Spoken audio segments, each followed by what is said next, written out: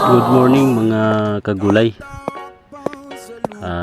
Tayo po ay may bibisita na naman sa ating mga gulayan. Ayan mga kagulay, malapit-lapit na po ako mga gulay.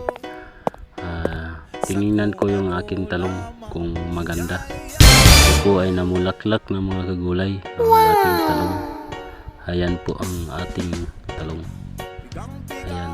At pinuntahan ko ulit ang aking kalabasa. Ayan, daming bulaklak mga kagulay. Sana po ay magkaan mo tayo nito. Makaanin ng marami-rami mga kagulay.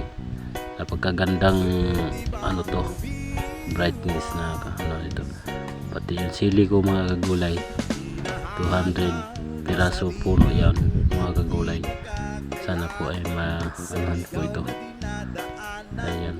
At dinalaw ko na rin ang aking anuhin na saging na tordan. Makakain naman tayo dito ng hinog. Ayan lang mga gulay. Sana ay huwag niyo akong kalimutan sumusuporta sa inyo mga gulay. Thank you.